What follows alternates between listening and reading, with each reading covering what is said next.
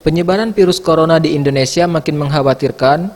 Pemerintah pun sudah menghimbau masyarakat untuk melakukan social distancing, namun masih ada masyarakat yang tidak menghiraukan himbauan ini, padahal dengan adanya social distancing ini bisa meredam atau mengantisipasi penyebaran virus corona ini.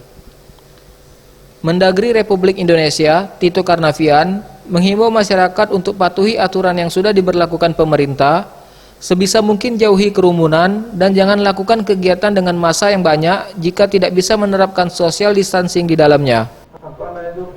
Kerumunan, saya mau tambahkan sedikit lagi, tolong untuk kerumunan massa dalam bentuk apapun, mau kegiatan wisata, mau kegiatan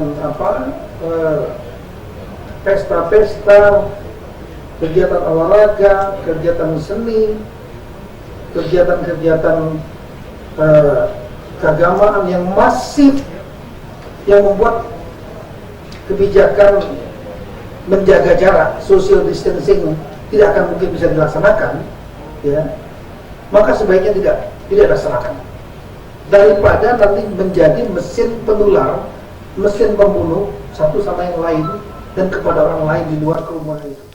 Tito juga menghimbau adanya edukasi secara sistematis mengenai apa itu corona, pencegahannya dan dampaknya. Hal ini dikarenakan masih banyak masyarakat yang belum mengetahui hal tersebut.